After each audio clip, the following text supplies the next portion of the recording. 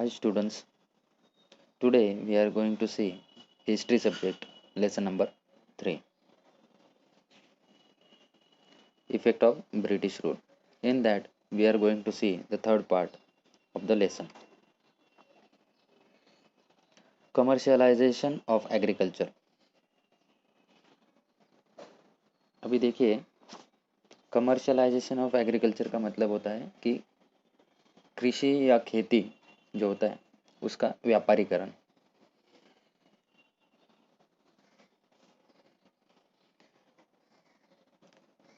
Initially, food grains were cultivated by the farmer. पहले मुख्यतः किसानों के द्वारा खाद्यान्न ही कल्टीवेट जो है वो किया जाता था या उगाया जाता था। फूड ग्रेन्स मतलब खाद्यान्न जो हम लोग खाते हैं, ज्वार बाजरा गेहूँ ऐसे सब चीज़ें। It use to fulfil their domestic need as well as the need of the village. और ये जो खाद्यान्न उगाया जाता था, इस खाद्यान्न का उपयोग जो है वो किसान घरेलू उपयोग के लिए करता था और गांव की जो आवश्यकता जो है वो पूरी करने के लिए करता था। The British government started giving more encouragement to cash crops like cotton, indigo, tobacco, tea, etc. अब देखिए अंग्रेज सरकार जो है उसने क्या किया, जो कॉटन मतलब क्या, कपास, नील, इंडिगो मतलब क्या, नील, टोबैको मतलब तंबाकू और टी मतलब चाय। ऐसी जो नकदी जो फसल है, कैश क्रॉप, इसे नकदी फसल कहते हैं, मतलब इनसे जो हम लोगों को प्रॉफिट ज़्यादा होता है। तो ऐसी जो कैश क्रॉप्स जो है वो उगाने के लिए वो प्रोत्साहन दिया, इनकरेज किया फार्मर्स को।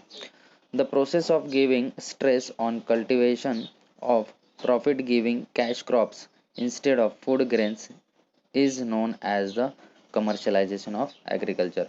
और देखो ऐसे जो कैश क्रॉप्स है इनको कल्टीवेट करने का या उगाने के लिए बढ़ावा दे के और जो खाद्यान्न जो है उनकी उपज ना लेने के बजाय ऐसी जो कैश क्रॉप जो है इनको बढ़ावा देने के ही इस प्रक्रिया को क्या कहते हैं, कृषि का व्यापारीकरण। इस प्रक्रिया को ही क्या कहा गया है, कृषि का व्यापारीकरण। मतलब क्या कि जो खाद्यान्न जो है उसको न उगाते हुए ऐसी जो कैश क्रॉप्स हैं इनको उगाने के लिए ब्रिटिश गवर्नमेंट ने या ब्रिटिश लोगों ने बढ़ावा दिया और इसकी वजह से जो एग्रीकल्चर है उसका कमर्शलाइजेशन हो गया। नेक्स्ट पॉइंट है फैमाइन। फैमाइन का मतलब क्या, अकाल। देखो from 1860 to 1900 India face great famine but the British rulers did not take much efforts to overcome it. Similarly, not much expenditure was made on provision of water supply. देखो 1860 से लेके 1900 1900 के बीच में भारत में बड़ी मात्रा से अकाल की स्थिति उत्पन्न हुई थी। तो इस बीच अंग्रेज जो शासक थे, गवर्नमेंट जो था, इन्होंने अकाल निवारण का जो कुछ उसके लिए प्रयास जो है अकाल निवारण का वो कुछ भी नहीं किया। साथ ही जो जल योजना जो थी या वाटर प्रोविज़न जो है उस योजना पर भी कुछ भी खर्चा नहीं किया। नेक्स्ट पॉइंट है development in transport and communication system.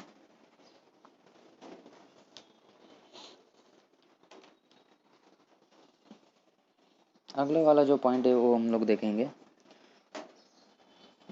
Development in transport and communication system. मतलब क्या, ट्रांसपोर्ट यानी एक जगह से दूसरी जगह जाने के लिए या ट्रांसपोर्ट मतलब एक जगह से दूसरी जगह माल भेजने के लिए जो परिवहन व्यवस्था जिसे हम लोग कहते हैं वो। और कम्युनिकेशन सिस्टम मतलब एक दूसरे के बीच में संचार या बातचीत होना। For increase in trade and convenience of administration, the British developed modern facilities like transport and communication in India. देखो अंग्रेजों ने क्या किया, व्यापार में वृद्धि होने के लिए और प्रशासन की सुविधा की जो दृष्टि है उससे भारत में परिवहन और संचार की जो आधुनिक सुविधाएं जो है वो निर्माण की। In 1853, first railway ran on the route of Mumbai to Thane. और देखो उन्होंने क्या किया कि जो फर्स्ट रेलवे, पहली जो रेल जो है वो कौन से ईयर में स्टार्ट हुई, 1853। First railway ran on the route of Mumbai to Thane, पहली जो रेल जो है वो मुंबई से ठाणे इस मार्ग पर चली। In the same year, British started telegraph system in India। और इसी वर्ष में अंग्रेजों ने भारत में टेलीग्राम सिस्टम चालू किया। Due to its all cities and military station got connected to one another। और इसी वजह से या व्यवस्था से क्या हुआ कि भारत के जो प्रमुख नगर शहर जो है या सैनिकी जो स्थान है वो एक दूसरे के साथ जोड़े गए। Similarly the British also started the postal system. और इसी समय अंग्रेजों ने क्या किया, डाक सेवा जो है, डाक व्यवस्था को प्रारंभ की। Due to all this developments there was a strong term impact on the social life of the Indians. और इन सब जो सुधार जो किए गए, इनसे भारतीय जो समाज जीवन जो था उसके ऊपर दूरगामी परिणाम हुए। लॉन्ग टर्म मतलब क्या, दूरगामी परिणाम होना। ये अभी तक भी हम लोग देखते हैं, जैसे टेलीग्राम सिस्टम या कम्युनिकेशन सिस्टम अभी भी चल रहा है। मतलब इसके जो इफ़ेक्ट्स है वो टाइम से शुरू किए तो वो हम लोगों को अब तक दिखाई दे रहे। Due to this there was increasing sense of unity among them. और देश के विभिन्न क्षेत्र के लोगों के बीच में क्या हो गया कि पारस्परिक जो संपर्क है वो एकजुट और एकता की भावना जो है वो वृद्धि हुई इसकी वजह से। नेक्स्ट पॉइंट देखेंगे, decline of traditional industries in India. Bharat के जो ट्रेडिशनल जो पुराने उद्योग धंधे जो है उनकी डिक्लाइन होना मतलब क्या होना, ह्रास होना, कम होना या पूरी तरह से नष्ट हो जाना। The British government obtain huge taxes on goods export from India to England. देखो भारत से जो इंग्लैंड जाने वाले जो माल जो रहता था उसके ऊपर अंग्रेज सरकार ने क्या किया, जबरदस्त ज़्यादा मतलब कर वसूल किया या करते थे। On the other hand very less tax was impose on goods imported from England to India. और इसी के विपरीत जो इंग्लैंड से भारत में जो आने वाला जो माल था उसके ऊपर क्या करते थे, बहुत कम मतलब जो कर है, टैक्स जो है वो लगाते थे, मतलब इंग्लैंड से इंडिया में आने वाले चीज़ों के ऊपर। Also the goods manufacture in England where machine made and hands there was maximum production at minimum cost. और जो इंग्लैंड से भारत में जो आने वाला जो माल था वो यंत्र द्वारा निर्मित था, यंत्र द्वारा मतलब मशीन मेड था। इसी की वजह से वो क्या होता था, उस माल का जो उत्पादन है वो बड़ी मात्रा में किया जाता था और उसमें जो लागत जो है, इन्वेस्टमेंट जो है वो कम होती थी। प्रोडक्शन कॉस्ट मतलब लागत। To compete with such cheap products was difficult for the Indian artisan। और ऐसे जो सस्ते जो माल जो मिलते थे, चीप प्रोडक्ट्स, इनके साथ जो कंपटीशन जो है, स्पर्धा जो है वो करना भारतीय जो कारीगर था उनके लिए कैसा था, वो कठिन था। Eventually it led to closing down of traditional industries and many artisan become unemployed. और इसके परिणाम स्वरूप क्या हुआ था कि भारत में जो पारंपरिक जो उद्योग धंधे जो थे वो बंद हो चुके थे और अनेक जो एम्प्लॉयमेंट जो थे या जो आर्टिस्ट थे वो अनएम्प्लॉय हो गए थे, मतलब बेरोजगार हो गए थे। नेक्स्ट वाला पॉइंट देखेंगे,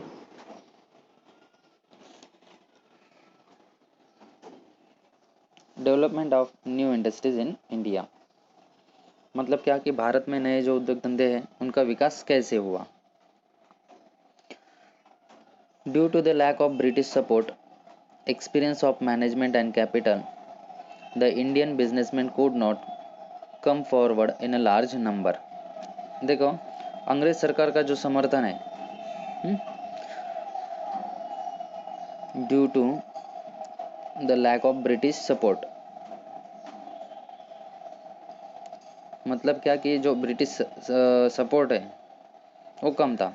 अंग्रेज सरकार का समर्थन, प्रबंधन का जो अनुभव जो है, और पूंजी जैसी बात, experience in management of capital,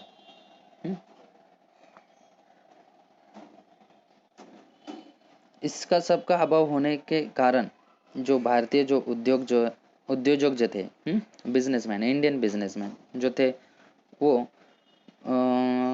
बड़ी संख्या में आगे आने के लिए वो तैयार नहीं थे, नहीं आ पाए बिजनेस करने के लिए। At some of them built up their business by overcoming this problem. और उनमें से कुछ ऐसे जो थे, उन्होंने फिर भी अनेक बाधाओं पर विजय पाकर कई भारतीय जो उद्योजक थे, उन्होंने अपना उद्योग निर्माण किया था। इन 1853, उनमें से देखो कौन कौन है आगे। इन 1853 कावसजी नानाभाई दावर, इन्होंने क्या किया था, started the first textile mill in Mumbai. देखो, ये जो कावसजी नानाभाई दावर जो है, इन्होंने 1853 में मुंबई में टेक्सटाइल मिल चालू की थी। मतलब क्या, कपड़ा का मिल जो है वो चालू किया था। The first jute mill was started at Rishra in Bengal. और देखो 1853, इन 1853 मतलब 1855 में बंगाल में रिश्रा में जो पहली जूट मिल जो है वो चालू की थी। In 1907 Jamshedji Tata establish the Tata Iron and Steel Company at Jamshedpur. और 1907 में जमशेदपुर में जमशेदजी टाटा ने आयरन एंड स्टील मतलब लोहे की जो कंपनी है, वो जमशेदपुर में चालू की। तो ऐसे जो तीनों जो लोग थे, ये इंडियन थे। इन्होंने इंडिया में ब्रिटिश जब थे वो टाइम पे इन्होंने अपनी कंपनियां चालू की। In Indian coal, metal, sugar, cement and chemical industries came to be started. भारत में क्या क्या चालू किया गया, कोल मतलब क्या, कोयला, मेटल धातुएं, शुगर चीनी की, सीमेंट और केमिकल कंपनी, ऐसी जो कंपनियां जो है ये क्या की गई, भारत में चालू की गई। देखो नेक्स्ट पॉइंट है social and cultural effect. Social and cultural effect का मतलब क्या है, सामाजिक और सांस्कृतिक परिणाम। In the 19th century Europe a new era took shape on basis of value like humanitarianism, democracy, nationalism, liberalism, etc। देखो, जब 19वीं शताब्दी जब थी, तो उसमें यूरोप में मानवतावाद, विचारवाद, लोकतंत्रवाद, उदारतावाद, ऐसी जो नए जो मूल्य जो है, इनके आधार पर एक नया युग का निर्मित की गई। This change in west led to obvious repercussions on India. और देखो, इसी पश्चिमी विश्व के जो इस परिवर्तन की जो प्रतिक्रिया जो है, भारत में भी होना स्वाभाविक था। मतलब क्या कि भारत के ऊपर भी इसका इफेक्ट हम लोगों को दिखाई दिया। For carrying out administration the British had to understand the Indian society. देखो, the British had what for carrying out administration, for carrying out administration the British had to understand the Indian society।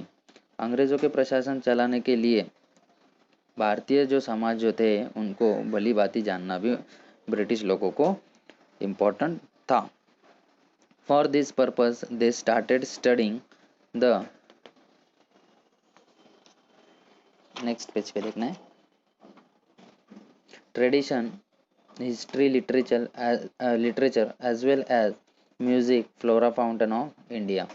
और समाज को जानने के लिए उन्होंने क्या किया, ब्रिटिश लोगों ने जो आवश्यक जो चीज़ें थी, मतलब क्या कि राष्ट्र का जो इतिहास है वो समझना, साहित्य समझना, लिटरेचर समझना, कलाएं समझना, ये सब जो चीज़ें हैं ये उन्होंने सीखी। मतलब क्या कि संगीत सीखा, ये सब का उन्होंने अध्ययन किया। In 1784, Sir William Jones, an English officer, established the Asiatic Society of Bengal at Kolkata। और 1784 में जो अंग्रेज अधिकारी जो थे विलियम जोन्स करके, उन्होंने कलकत्ता में क्या किया, एशियाटिक सोसाइटी ऑफ बंगाल, ये जो संस्था जो है इस संस्था की उन्होंने स्थापना की। Max Muller of a German thinker was a devote scholar of Indian religion, language and history.